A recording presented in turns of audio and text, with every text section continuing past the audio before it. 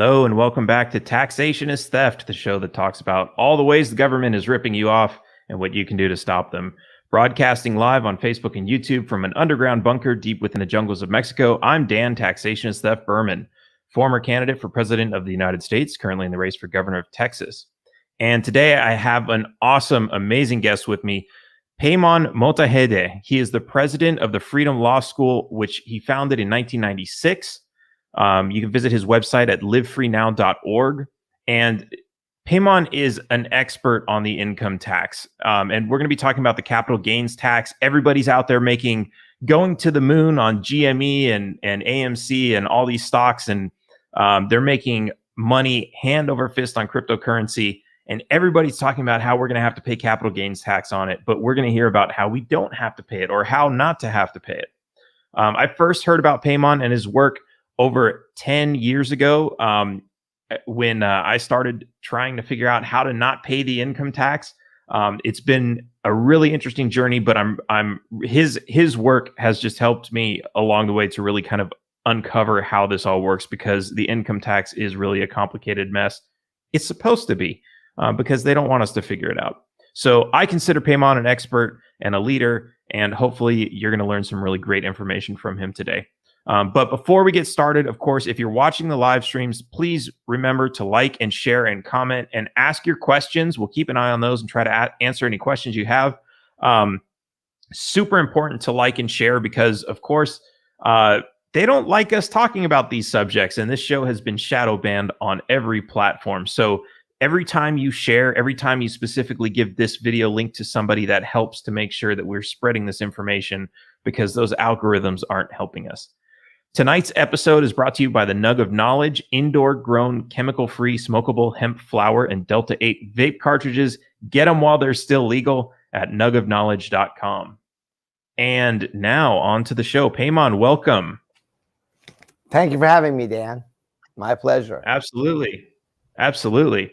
So capital gains tax. This is a tricky one. So I've been familiarizing myself with a lot of the laws about, employees and income tax and withholding and this sort of thing. And then, of course, there's what is a trade or business, and we can get into that too. But what everybody's really, and this is what most people are usually concerned about, because you have your job and they're writing you a check and they're withholding money, or they're reporting it to the IRS. And then at the end of the year, you got to send them a big check. But now we have a new class of people, mostly young people. They haven't had their first jobs yet, even some of them, and they're making a lot of money in the stock market with cryptocurrencies and everything else. And they're going to get hit with this tax that everybody's like, oh my God, we're going to have to pay this capital gains tax. Is it true that we have to pay capital gains tax on money we make in the stock market? Only if you are a citizen or resident of Washington, D.C. If you're not a citizen or resident of Washington, D.C., you don't have to pay any kind of income tax at all, capital gains tax on your stocks, bonds, commodities, cryptocurrencies, nothing. You pay absolutely zero income tax as written by the Congress on their website and upheld by the U.S. Supreme Court and as interpreted by the United States Treasury Department. Or if you're performing the functions of So this is like it sounds too good to be true, right? I mean, I know the first time I heard this, I was like, okay, I need to find Supreme Court cases. I need to find, something. The government must confess to this crime that they're pulling the wool over our eyes. There has to be like some hard proof of this somewhere, and it's hard to see that. And I've seen the cases. The Bruce-Shaber case, the 16th Amendment gives us no new taxing power.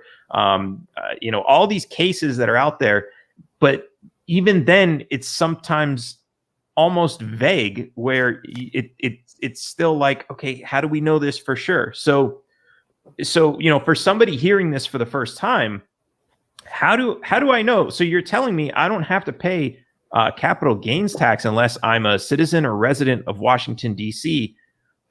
How can you make such a claim? How like when the IRS comes to me, they're going to say, hey, you got to pay this tax, and what exactly am I going to tell them? I'm not a citizen of Washington, D.C., and then they're just going to say, oh, sorry to bother you, and go away. How do we substantiate this really incredible claim? Okay, well, that's a very good question. For that, we have to go to Freedom Lawsuit's website. I'm going to bring it up right now for you, livefreenow.org, because that is where all the answers for these very good questions will be found for you. Here it is. Let's go to our website. This is it. You see livefreenow.org. Can your audience all see that? Okay. There we go. Yeah, livefreenow.org. Now, there it is, that 99% of Americans are not required to file and pay income tax. Now, you go down a little bit, you see this video here, 9-minute video, which is the best introduction to the truth of the lawful nature of the federal income tax, which means some people do have to file and pay income tax. The income tax law is legal and constitutional when applied only to Washington, D.C., to citizens and residents of Washington, D.C., and anybody else from anywhere on earth who is involved in performing functions of federal public office. That's the only people it applies to. So in this video here, I bring this issue. It's a short 9-minute video, which you can go on YouTube and watch it in bigger screen, as I'm doing here for you in more detail. And the first thing that I start on this video is the 1040 income tax form itself, because that is the first thing the average person thinks about. Hey, what does like you said, what does the IRS say about this? So I'm going to bring it up for you. You see on here that the IRS itself agrees with everything that I'm saying. As you see on my screen in this video I did, it says Form 1040 is used by U.S. taxpayers to file an annual income tax return. And the 1040 form, it says on the top, it's a U.S. individual income tax return form as well. It's right there on the very top of the form. And then the instruction form of the 1040 form itself also reminds people on the top on page 8 that these rules apply to all U.S. citizens, okay, regardless of where they live, and resident aliens. So you see, it's all right there in front of us, but we don't see it because it's hidden in the pages of the tax laws. Here's the entire Internal Revenue Code, Dan. Look at it. This is the whole tissue paper thin Internal Revenue Code. Very thin paper, tiny font, right? And all these truths are hidden in here. And that's what I do, is I show you the U.S. that you see in there is not the U.S. that you think. It does not mean the 50 states. It means Washington, D.C. Now, I can tell you more about it, or I can show you if you wish. You want me to show you on the screen right now? Yeah, sure. Let's pull that up. Here it is. So what I'm going to do is I'm going to first go, as you see here, this is the Code of Federal Regulations, that you find all the regulations of the tax laws. And you see right here is section 1.1-1 says, section 1 of the Internal Revenue Code imposes an income tax on the income of every individual who is a citizen or resident of the United States. But that United States is not the United States you're thinking of 50 states. I'm going to show it to you in the law that the United States is a District of Columbia. Wait. All right. And then it says, to the extent provided by Section 871B or 877B on the income of a non-resident alien individual. Now, who's that? So stay with me. If United States means District of Columbia, that means anybody on the whole earth, from Japan, France, Egypt, Florida, or California, all of us are aliens to Washington, D.C., and we don't reside or live in Washington, D.C. either. So that means the rest of us are non-resident aliens. Now, that is something you got to wrap your head around. Wait a minute. I'm a non-resident alien of the United States. You are a non-resident alien of Washington, D.C., and I will show you to you right now, okay? So here we go back. And in this presentation, I go in more detail about this issue. And let's go a little bit farther on this presentation I have for you guys. Now, you see, citizen and residents of the United States are liable for the tax, okay? All citizens of the United States, it says, wherever resident, and all resident alien individuals are liable to the income taxes imposed by the code. Okay, again, the income is received from sources within or without the United States, within or without Washington, D.C. Now, right now, I'm going to go back to the Internal Revenue Code, but here, I'm going to, instead of looking at this book that I have here, instead of this, we're going to find this thing on internet, and you can do the same with me, okay? All you got to do is type in your computer 26 space USC space 7701. You're looking now for Category 26 or Title 26 of federal laws, which is the Internal Revenue Code, called the United States Code. USC for short, Section 7701. 26 space USC space 7701. Then put house.gov at the end and hit enter. It'll come up and you're going to get to this right here. Definitions from the Internal Revenue Code, as it tells you. We go down a little bit and you see right here is a chapter on definitions that they have here. And look at this. Section 7701A9 defines the term United States as when used in a geographical sense, and that's what we all want to know. What geography is the United States they're speaking about? It includes only the states and the District of Columbia. Now, I know people think, well, how about the word state? Does not include the 50 states? Well, they don't mention it. It's not listed. Watch. Here it is.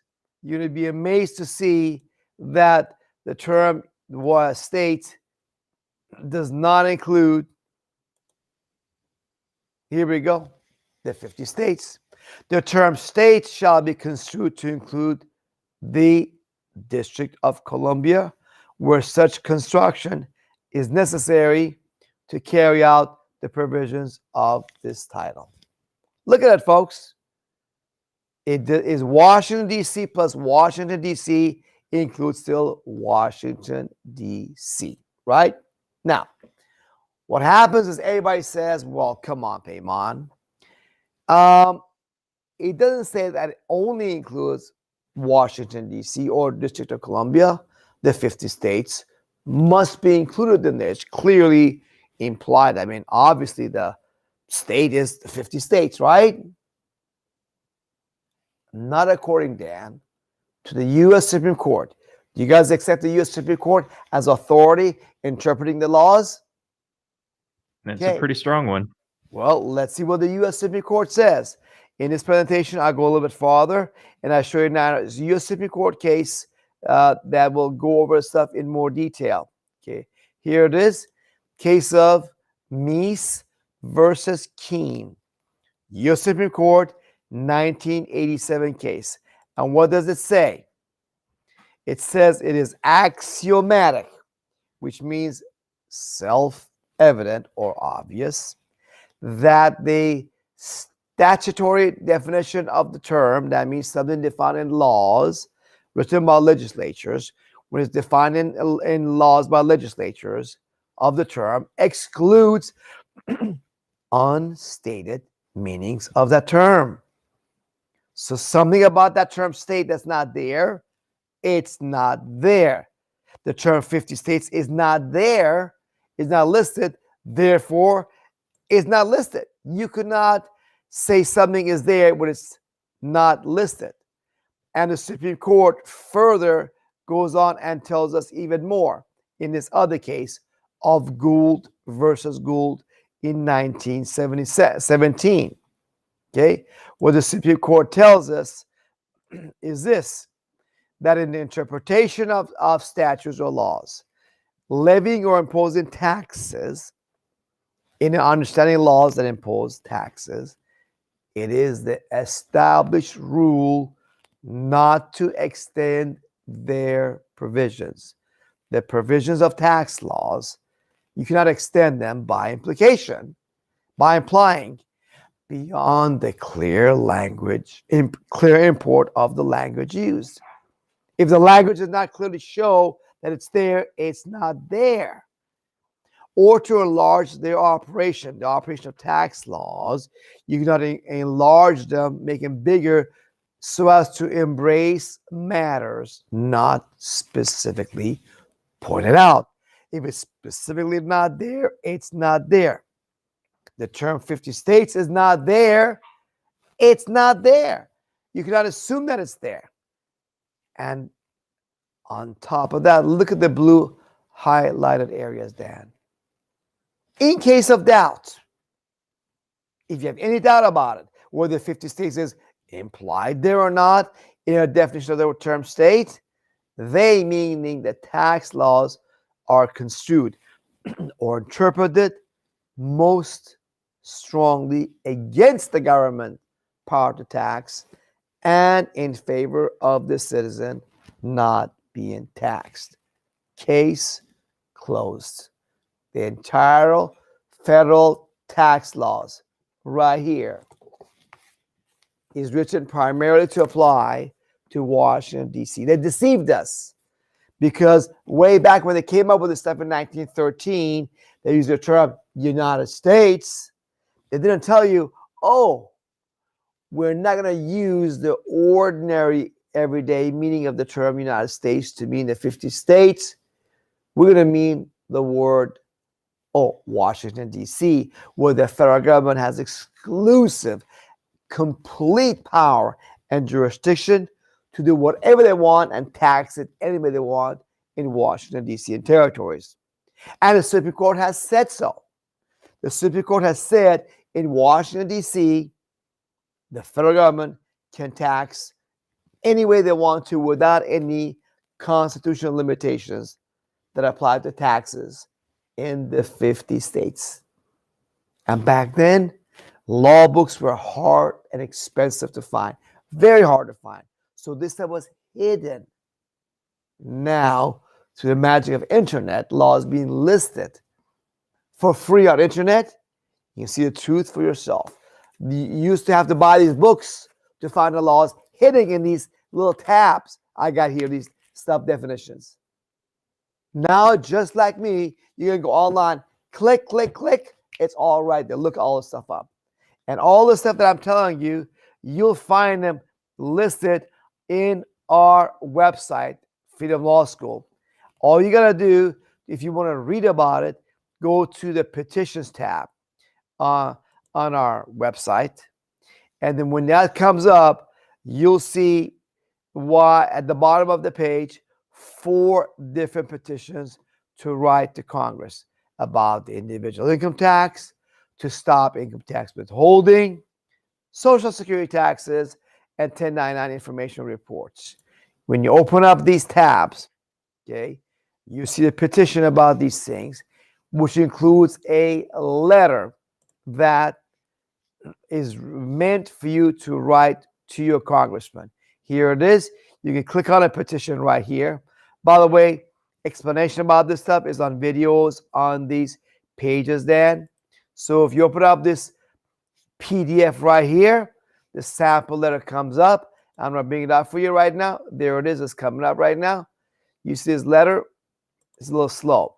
So you see down here, this gives you overview of all this, explanation of this, why you should write to congressman. I know they don't respond to you right now, but it doesn't matter. You should write to them anyways because it protects you, my friends. Okay? So here it is. We have letters addressed to these congressmen, and not only letter quotes from the laws, like I'm showing you right here, like I just read. The same thing I read to you is here. It quotes the law just like I showed you, but also the law is attached at the end of these petitions in which you are making a record that you are following the law. Here's a list of the laws that you wrote to your congressman. Not only they're listed, but they're all attached to the letter from the government's own official website. Just like I showed you from the U.S. House of Representatives, these laws are there. So now it's all there for people to see and start the process of freeing yourself and pay zero capital gains tax, zero regular income tax on commissions, wages, or any money you made, as long as it's not from Washington, D.C. in any way. So when you send these letters, do these people ever respond? And what do they say if they do? At this point, they don't. But it doesn't matter. You see that they don't respond. They're not denying that you're right. Then you must be correct. Look, the letter quotes the laws from U.S. Supreme Court, U.S. Treasury regulations, and the government laws as published by Congress. So it's right. You already got the proof. You're just making a record of it by mailing it to your 3 congressmen. But them not denying it, it shows you are right because you are right.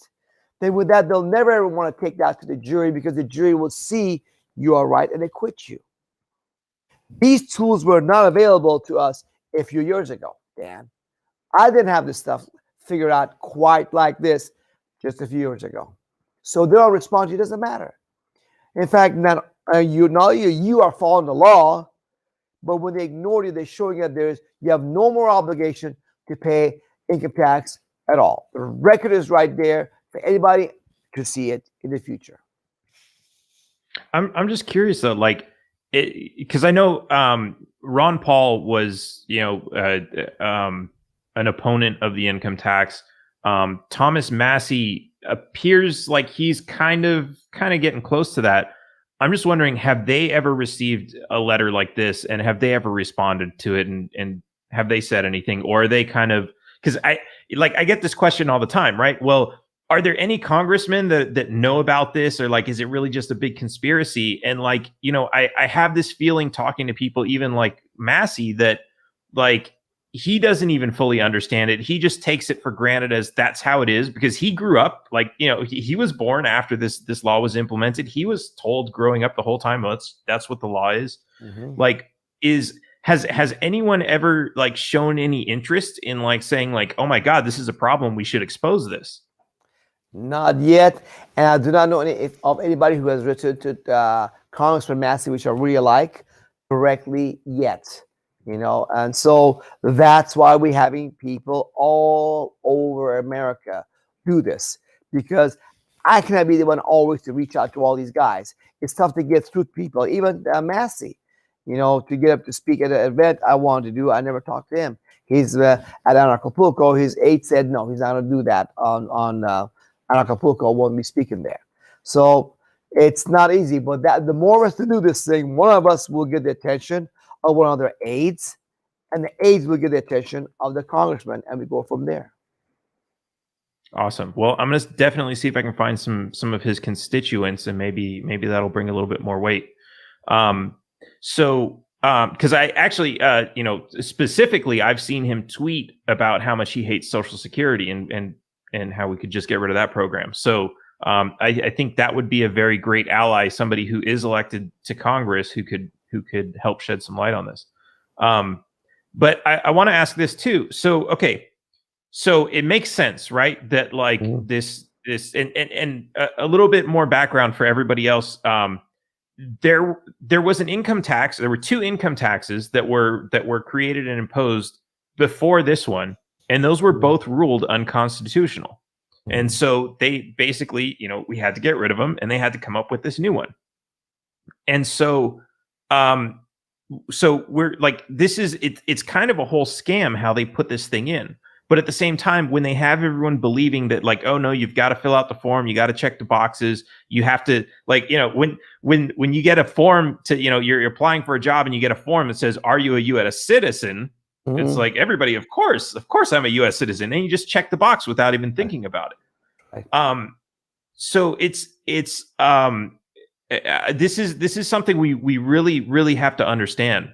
But so I want to get back to the point about stockbrokers and people making money through capital gains and everything else, through stocks, through crypto. These organizations are now, required by law. I don't know how far their requirement goes, but they're going to be reporting if I made $10,000 on a stock, they're going to be reporting that to the IRS. What am I supposed to do about that? You know what? It doesn't matter the report to the IRS. These are false reports. In fact, that's why on our website we have petitions, I'll show you right here, right there, the last one on the right side, okay, is free yourself of 1099 information reports. These are reports that are sent to by the stockbrokers and crypto exchanges like Coinbase, falsely telling the IRS that you received money in the course of performing functions of federal public office. Here it is. You see that? I'm going to open it up right now on our website of the 1099 reports. So it doesn't matter they send out those letters to the IRS. These letters that they send out to the congressmen are all false. 1099 forms that say are false. So let them do that. It doesn't matter. Because they're all false.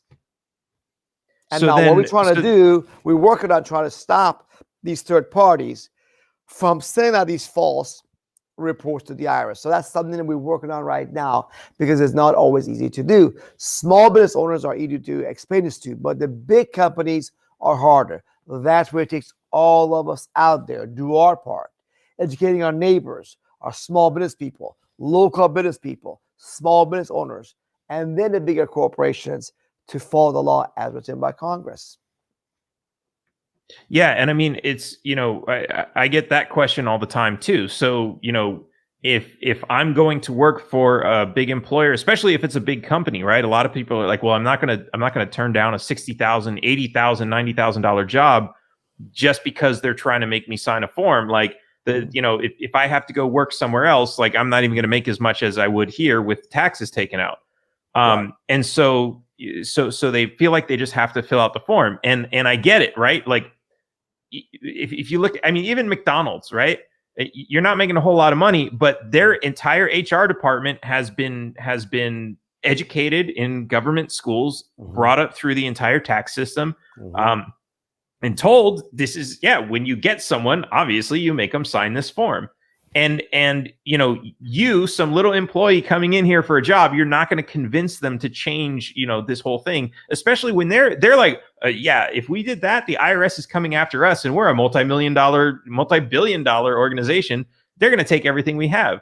So it's high risk. There's a lot of fear for them. They're not just going to cave in and do that, but they're sending this false information. And so a lot of people are, I've heard things from people saying, okay, I'm going to file exempt so that they at least don't withhold anything, but they're still going to report it. And then I've heard of other people saying, but then you can dispute that with the IRS, because the IRS, they're going to come after you one way or another. They're going to do a substitute return. Stop right there. Let me stop you right there. Let me stop you right there. That's where the mistake comes in. People assume falsely that, and the media wants to believe that, just because IRS has the W-2 form on me or the 1099 by the third party, that I got paid this money. Oh, they're watching me. They know about me. Oh, yeah. Someone's going to notice and say, hey, guys, listen, David out here, he made $400,000 in stock and crypto. Hey, Joe, Steve, get somebody, get hooked up, get this guy right there. Oh, hey, that other guy over there. Yeah, Mac, he made $800,000 in crypto. Hey, you go. Hey, Alice, you go after him. It doesn't work like that. That's a myth. They want you to believe that they're all powerful, all seeing, omnipresent, going to get you. That's false. And the media is putting that out there. Just like the Trump-Russia conspiracy hoax, just like the Corona hoax. Okay, all this stuff. Look, they use psychology of deception and fear against you. I got the book by Sun Tzu, The Art of War, the definitive book on how to win any war, written by a Chinese general over 1,000 years ago. What does it say in the book, in the introduction? What does it say right here? I'll read it to you. It says, to win 100 victories in 100 battles is not the acme or sign of skill. To subdue the enemy, to control the enemy, have them lay down their arms without fighting is the acme of skill. To get your enemy to surrender to you without a fight. Now that is something. How is Chinese going to get America to, without a fight, say, yes, China, you are my master. Without you're so how they do it? China, you must be so powerful, and we're gonna have no chance of winning. That we're just gonna surrender to you without a fight. And guess what? That's exactly what they do to you, believing that if I don't file a 1040 confession tax form like I've done all my life every year, they're gonna come and get me. My job, sit out at the IRS a W-2 form, or the stockbroker sent out the 1099 from the IRS, and based upon that, and they're going to get me right away. No, they don't. IRS is a failing agency. The computers are over 60 years old. They run on COBOL and assembly language. You cannot update and integrate that technology with today's technology without risk of system failure. The last time that happened was they had all the nuclear warheads in the Dakotas. They had these old computers that they had. They had to change the computers of the 1960s that controlled these international ballistic missiles that aimed at Russia and China. They had to redo their computers of them. Guess what? Those computers never get used. They could take the time to put new computers and change them, but not with the IRS. With the IRS, if they change it, it doesn't work, guess what? Right there, you just destroyed the system from the inside. So they cannot take the risk, and they have not taken the risk. And I'm telling you from our personal experience, I got lots of students. IRS is falling apart, imploding from the inside like a former communist Soviet Union. They used to. I got another report from ProPublica. It's a George Soros funded communist website. Said that back in 2010, IRS used to come after, they claimed, 2.3 million non-filers. In 2017, that number was down to 360,000, going down fast. And guess what? I can tell you from my personal experience. Back in 2019, I saw zero IRS come after non-filers. Zero. And as you see, a lot of them back in 2001, 2005, 2008, they start going down fast. But you see, they got you here. That's why what you want your viewers to do is see when they go to our website at livefreenet.org, go under education materials and go to IRS is mostly bluff. the second drop-down menu. And watch these 2 videos I got. IRS is not the all-powerful, oh, they have a W-2 1099 form on me, they're going to get me. False. This will show you these guys are falling, and you have a lot more power than you realized. Awesome. So I see there's a question that's coming in from somebody named Keynes is a clown. And he's saying, so they can't tax those individual states. Why do so many people get put in jail for not paying? Is it bad attorneys? Actually, the fact of the matter is, most people IRS puts in prison are filers. Yes, people that fill out those 1040 confession forms. Okay, let me show you on my screen. Look, you go on our website under education materials, go down to eye-opening education, you see this. Now, let me ask you, Dan, do you walk around Mexico?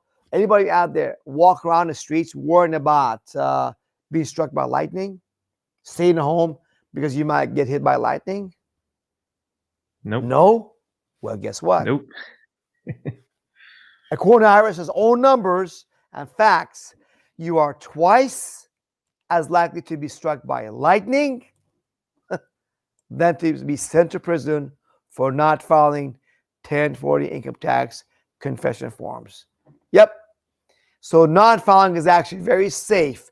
Odds of prison sentence for non-filing is 1 in 2.5 million. Odds of being struck by lightning are 1 in 1.2 million. See, that's just a myth. That's the same media that told you that Joe Biden won the election, that Hillary would have won if it was not for Russia interference.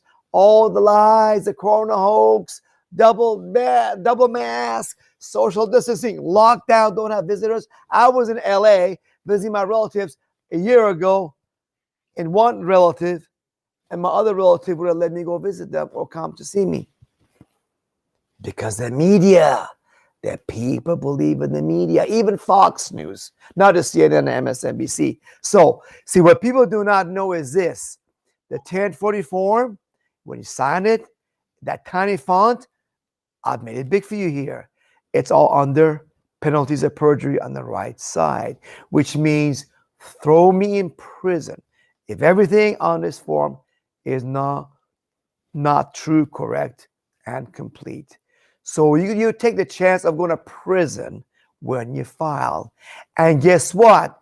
Even this U.S. tax court judge could not defend her 1040 confession forms of 10 years and pled guilty, went to jail, and got only 34 months. Good deal. Why?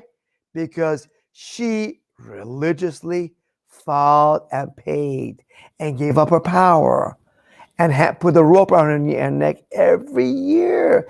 It's the filers that go to prison. This Judge Krupa was tax court judge. Okay.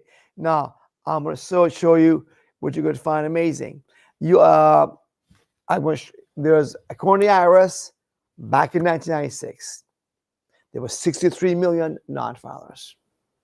63 million. Back in 1996, is there 63 million people that go to prison? No. According to the IRS's own numbers, I have on my website, they put about 2,000 people in prison every year for taxes. But guess what? Wow. Of the 2,000, less than 200 are non-filers. The vast majority of those who filed 1040 tax confession forms. This is according to the IRS themselves. And those non-filers are the ones that did a bunch of garbage, baseless legal theories that are out there, like I'm a sovereign as a citizen, UCC, Uniform Commercial Code, my name in all capital letters is not me, that's a dead corporate fictional entity, Uniform Commercial Code, UCC 1-207, strawman, redemption, expatriation, objected to my name in capital letters, I get out of the Admiralty jurisdiction, back under common law, from statutory courts into common law courts, and on and on and on. Heard about those theories, Dan? Yeah. Yeah. So did I. I started in 1992 with the same garbage theories with, adhesion contract theory. These contracts they deceived us into entering into is what I was sold for $1,500 back in 1992. After a couple years, I learned from other people, all that garbage is garbage. They get you in trouble. That's what you see. And did it right. And I've been under criminal investigation by the IRS officially for over a quarter of a century. I've been teaching this stuff to people since 1992, 29 years. Right now, Dan, I am under criminal investigation by the IRS. Why am I not in prison? You know the IRS would want to stop me from telling you and others to stop hanging yourself. Why am I not in prison? Because they know I am right. If they try to put me in trial, and when in a criminal tax case I beat them, it'll be terrible publicity for them. See, so if they cannot get me, I'm a big public figure, the number one in the whole USA, exposing income tax fraud. Number one. Bigger than Dave Champion and Pete Henningsen, everybody else out there you heard about. Longer than anybody else. Most successful. They cannot get you because I can show you, follow my footsteps and be protected. They're not the all-powerful, all-seeing God present. The media makes them out to be. The media makes the IRS image. They're not that powerful. Does that help you guys a little bit? Yeah. And I think it's interesting too. Like this was like that became apparent to me. I want to say it's probably been over 10 years now when I noticed like every year around tax season, there's this like 1 hour long documentary called Tax Cheats that they play. And it's like when I think it took me a couple times. And then like, and this was like when I was already starting to learn some of the stuff. And I'm like, wait a minute, this is all bullshit. But that's interesting that you, because I kind of started in that like that's where I learned about some of this stuff too, right? Because before I was doing taxes, I was doing traffic tickets, and I heard about the maritime law and everything else. There was a guy named Johnny Liberty. Do you remember that guy from? Yeah, the guy that went to ago? Prison but not listening to me, along with his friends. I knew him 20 years ago. He didn't listen to me. Went to prison. So Mr. Sovereign State Citizen. Yes. Yeah, and I heard so many, and it's like, you know, they had they call it patriot mythology, and like they had some really great stories, and it sounded like, yeah, America, the free country, this is awesome. But like at the same time, some of it, like when they started getting into the all caps things, like I'm just like, no, that's ridiculous. That's the kind of thing where like you would have a court case somewhere that says that says like, oh yeah, well, sorry, you signed your name in all caps or something. It just made no sense. But so I think that's interesting that you came from that background too. But like, so what is your background? Like, are you a lawyer? Were you ever a lawyer? Did you go to law school, or did you just get into this? Did you just fall into this somehow? I'm self-taught. I was born in Iran in a Jewish family, came to America in 1977 at age 14. And then I was very fortunate because I had a father who valued education and knowledge very much. Sent me to a very good private Jewish school. I had 9 years of that school from 8 to 5. By the time I finished 9th grade, I had finished trigonometry. So, and my dad, when he talked to his friends, unlike most people out there, he doesn't go talk to his friends about hunting and fishing and boating and cars and sports. No. My dad talked to his friends about politics. America versus Soviet Union, East-West politics, Arab-Israeli conflict, Iranian politics. So imagine a 6-year-old, 8-year-old kid sitting there watching his dad and learning about politics. And wow, this is interesting. It's like a game. It's a real game. So I had an early education in political science right there, as a child. So that really prepared me, I believe, in a very special way to realize the corruption of the government when I came to America quick. Because like you said, it took you 2 years to watch that program on TV to catch on and say, wait a minute, this is a scam. They're just playing this stuff on program to scare us as slaves. You see, so for me to realize the government in America is also corrupt and criminal, like that of where I came from, Iran, was not very hard to do at all. And so I got into it. Plus, as a child, I was great with math and logic, naturally, and I was a very good chess player, able to see moves 3, 4, 5 moves ahead and plan ahead strategy-wise. So I was naturally gifted in that area. So get into all this, guess what? I had an attorney libertarian friend of mine, Dagny Sharon, and Richard Body, who got a Juris Doctor, law degree, but didn't pass the bar. I asked them both way back. You might have heard about those guys. I said, I learned this stuff from my patriot friends. What do you think about it? And they told me, Paymon, we're not taught any of this stuff in law school. Right now, you know more about income tax and the Constitution than we do. These are my libertarian friends who went to law school, completed it. One of them became an attorney. So I realized, wait a minute, I'm not going to go waste my money or time in 3 years of law school to learn real law. I'm going to go read the Constitution and the laws from my patriotic friends. And that's what they taught me, all this nitty-gritty stuff. And then I built on it. You see all these tabs?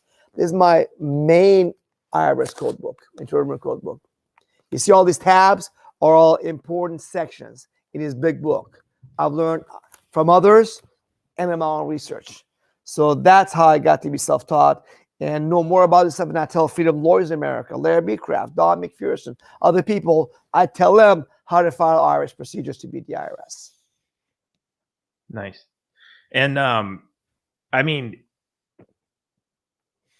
it's really great what you're doing too. And like, I mean, you look historically, Irwin Schiff, for example, unfortunately he passed away in prison, trying to do the same thing. And when you do what you're doing, you become a big target. But I think it's apparent, and I use this analogy all the time, right? The first time NASA tried to shoot a rocket into space with people on it, it blew up and they died. Now people go to space all the time. The laws of physics didn't change, but they understand them better. And so, yes, a lot of people went to prison trying to figure out and expose this lie, but now we understand it better. And you're doing an amazing job. And the fact that you're not in prison, I mean, speaks volumes, because you're out there, you're very vocal. And, you say you've been under investigation for 15 years. I'm sure they're just waiting for you to slip up and do, one little thing.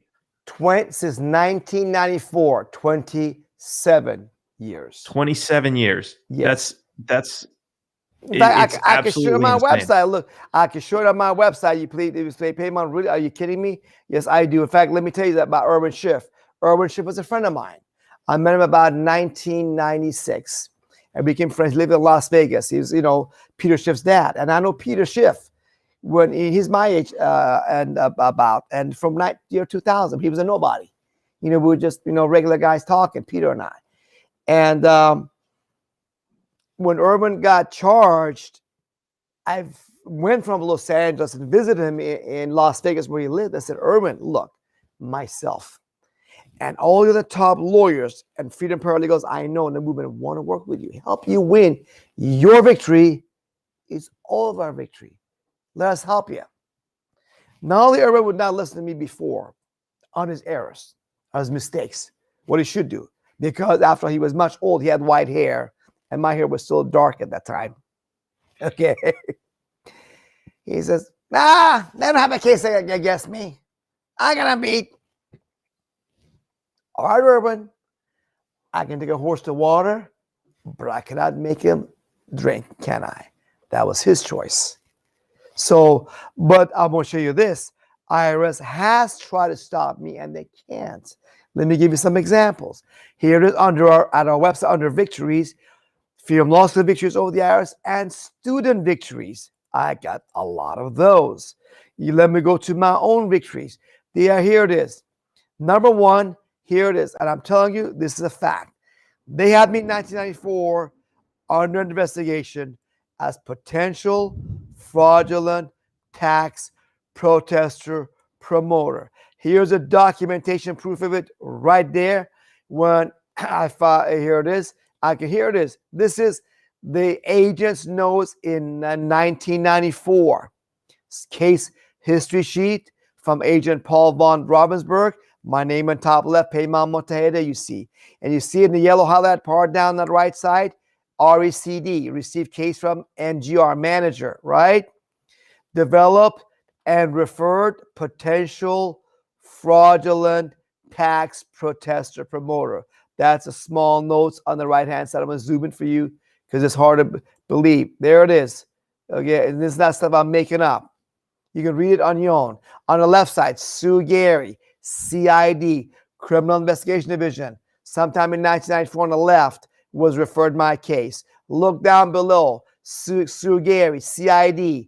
She keep having notes about me, meaning with other people. See, Joe Martinez, CID, all this stuff. So, you know, but that's not the only time they cannot get me. What happened later is that didn't work. So they came after me for over $700,000 of tax liens they filed in December 2009 against me. For, you know how many years? 11 years. 11 years of employment taxes for the phantom 5 employees I had. They claim I did not withhold from their paycheck. Now that's serious business. Not withholding from your employees' pay, right? That's serious. Well, guess what? As you see here on this page documentation, in November 2011, it was all removed by IRS's own appeal office. All documentation is all right there. You can hyperlink to it yourself, like I did earlier, right? Look at number 3. They were not happy with that. And in 2003, they came after me for as an abusive tax shelter promoter. Yes, as an abusive tax shelter promoter. And guess what? Then it took the U.S. government 3 years to drop their Trump-Russia conspiracy hoax, right? The House had the investigation, Senate, and a special prosecutor, right? Yep. With me, it took the IRS 13 years to finally, in 2016, give up. And they wrote this letter to me here saying exactly that. I'm going to zoom in it for you. Here's a letter from this Roma Patel in San Diego, California, July 2016. It says, Mr. Mottahedeh, we are discontinuing our investigation into whether you are liable for penalty under term of code sections, blah, blah, blah, blah, for an abusive tax or promoter. So it's not like they don't know about me. I like that they put in there. Yeah. I like that they put in there, like, this doesn't mean that you were right. We're just not going to investigate you anymore. That's right. I mean, they're wasting our time. Yeah. So they started coming out to me again criminally. In fact, 2 years ago, AJ came by my door. Came to my garage. Agent came to my door and says, I'm looking at you for criminally. I said, for what? We went outside. Tax evasion. Tax evasion? What are you talking about? You know?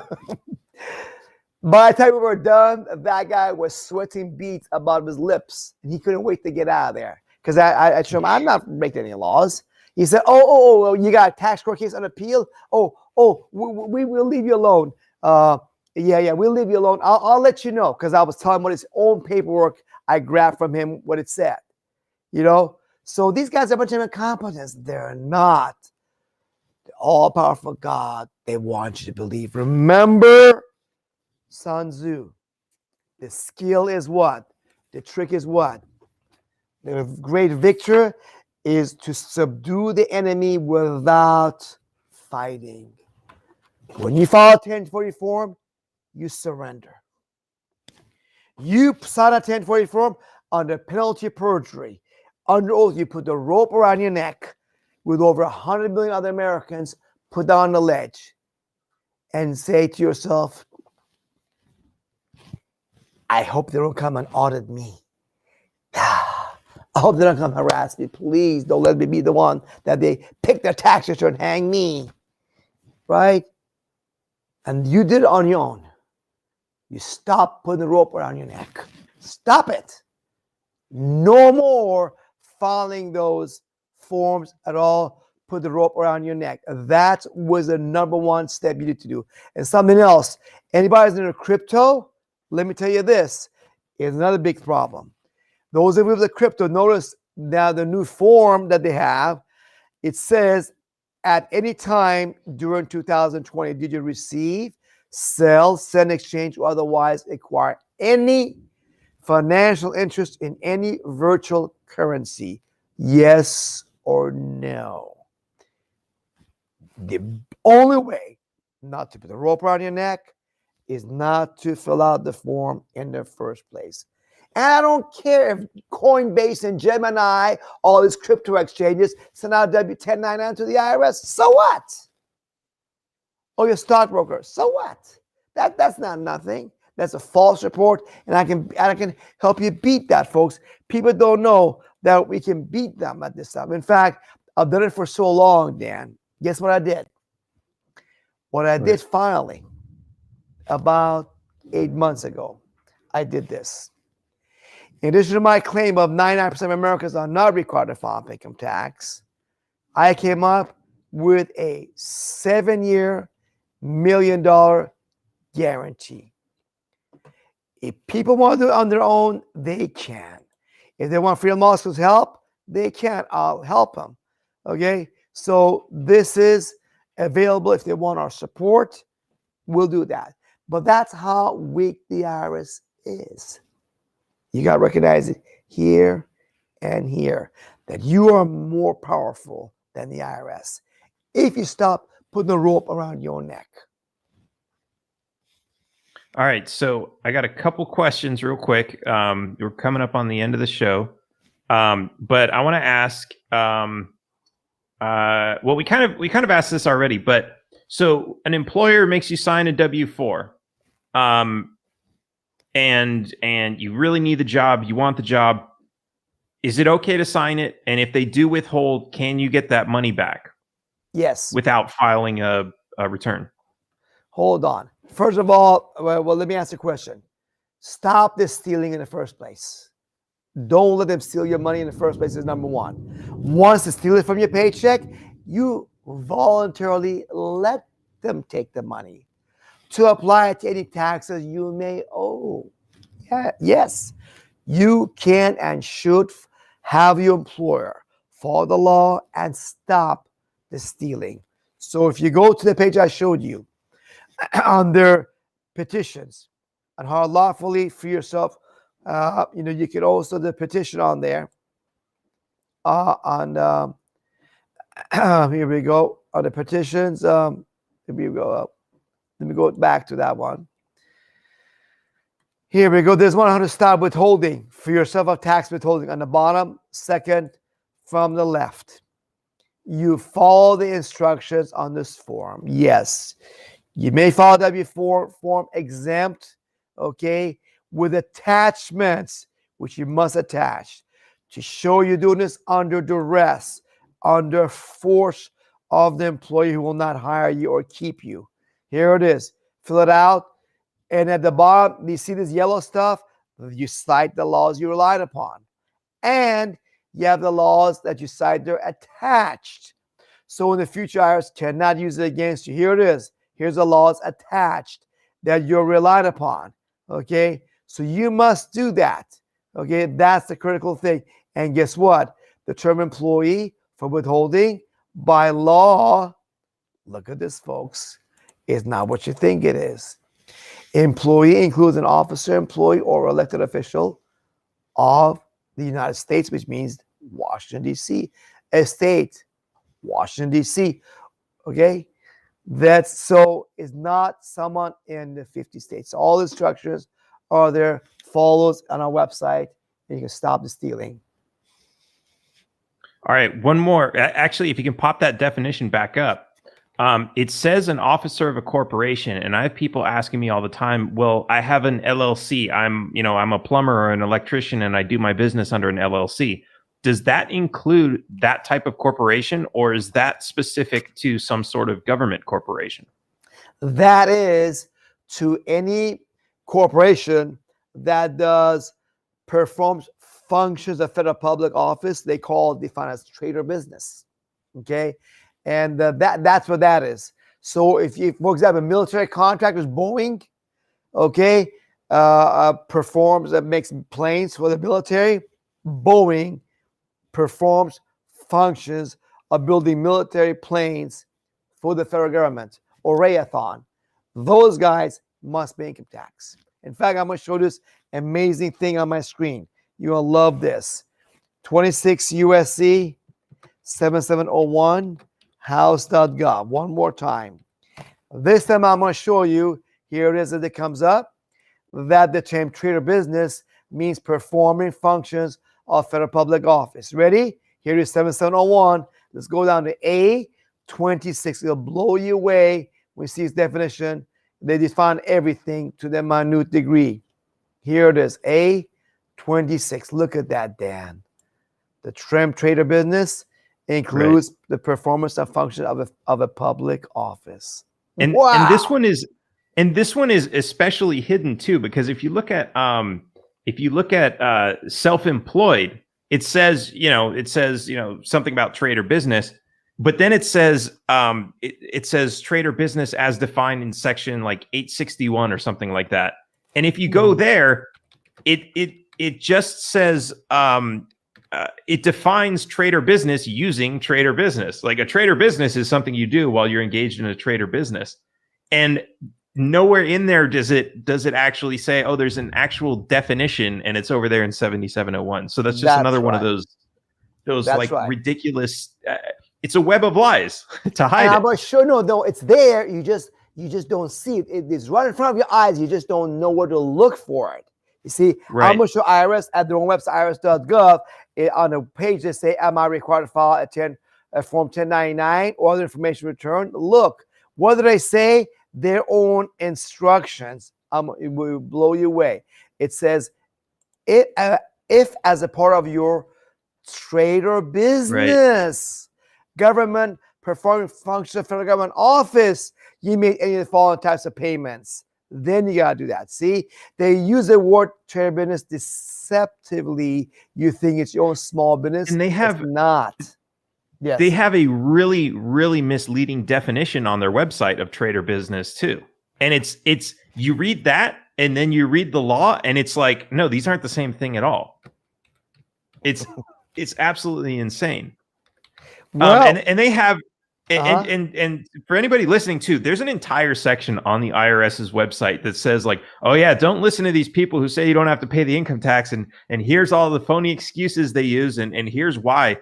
And if you read those excuses, like they're like, wait, some idiot came up with this. Like the things that they're saying in there are like really like I can't even think of what they are, but they're just like so ridiculous. If you read them out loud, it's like that's not what this is about at all. So and I know I struggled with this myself for like, I don't know, 10 or 15 years. It really is. It really is difficult. So I want to say one more thing, because I mean, to me, Peymon, you are legendary. I mean, I heard about the Freedom Law School. I heard about the bounty for, if you can prove that anyone has to pay the income tax. I heard about this like over a decade ago. And I know so much of your research and so many of the people that you worked with. I know you're legitimate. And I know like I'm one of those like hard-headed do-it-yourselfer people. So that's kind of where I am. But I like so many people come to me all the time and they're like, I want to do this, but like I can't learn all these laws and this is so confusing and it's hard for me to get it. And so I just want to say, if you want to get involved with this, if you want to stop paying the income tax, definitely head over to the Freedom Law School. Because I mean, Peymon, he knows the stuff. He's been around. The IRS has tried to stop him and they can't. And it is so much easier than trying to figure it out on your own. Because believe me, like I probably paid like an extra 5 to 10 years in taxes that I wouldn't have if I had just gone to Paymon in the first place.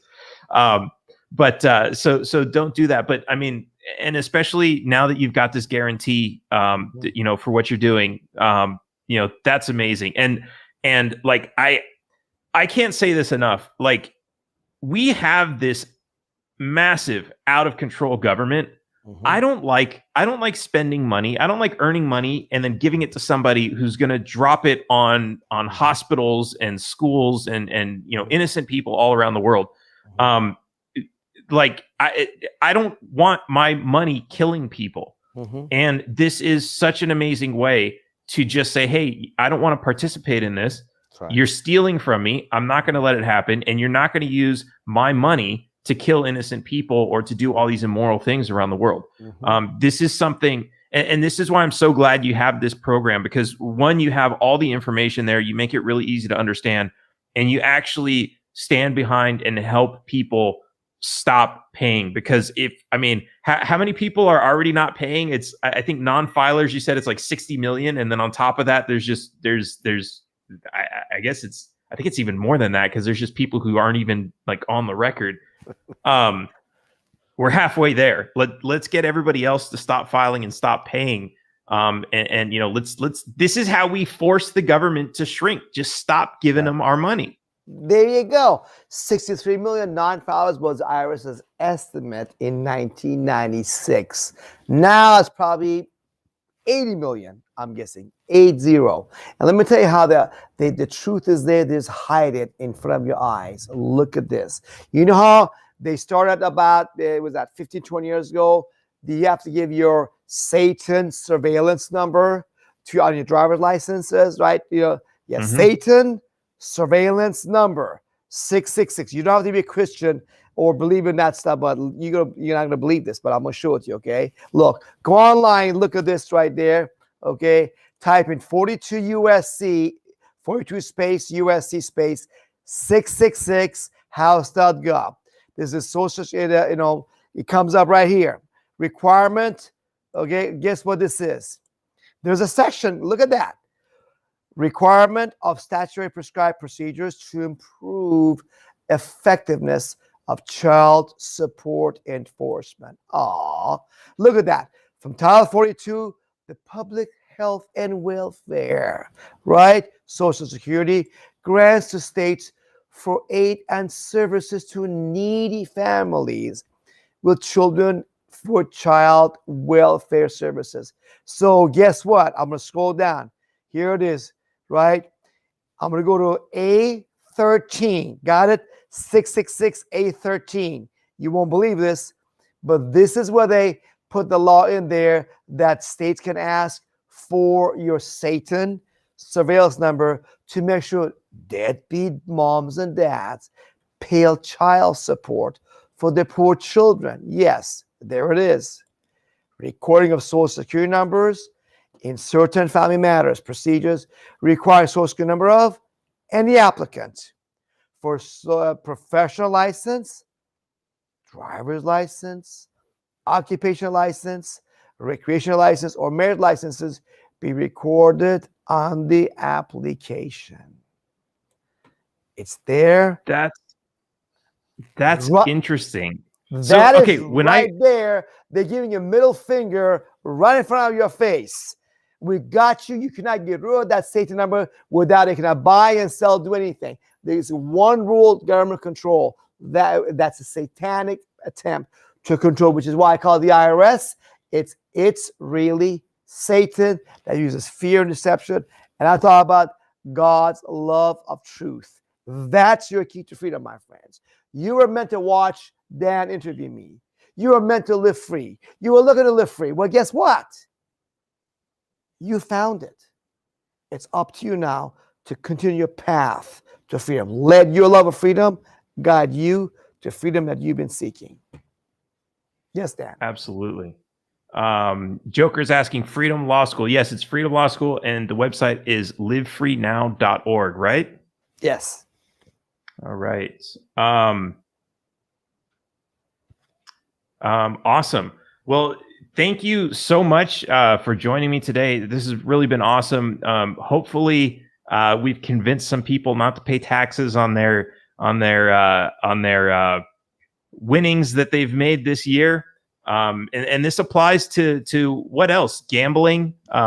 Anything they make in the 50 states, as long as it's not related to the federal government work, it's your money. Wages, salaries, commissions, your business, stock, bonds, real estate, crypto. It's all your money you work for.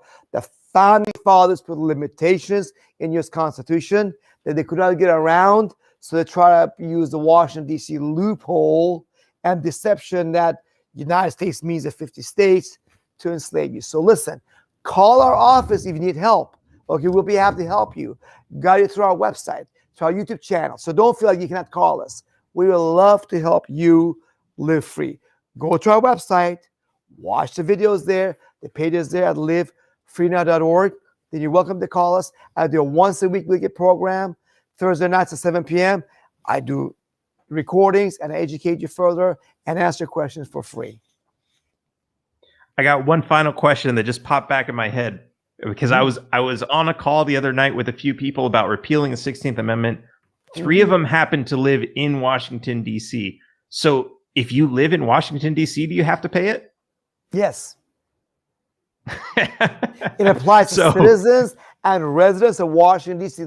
because the federal government it was given complete, utter control in any way they want to make any laws in Washington, D.C. territories like military installations to give them freedom, but they use deception to think that those laws of D.C. apply to you. Wow, that's amazing. And if you think about it, even in the constitutional sense of absolute freedom, that's their private property, and you are on. I mean, it's not really private property, but it's the government's property, and so they can enforce whatever rules they want there. You're there voluntarily. So at least the rest of the country can stop paying the taxes. So guys, thank you so much for joining me. Definitely go check out the website. Definitely go learn some more. And Peymon, again, thank you so much. I hope everyone has learned a lot here, and I'll see you guys next time on Taxation is Theft. My pleasure, Dad. Thanks for having me.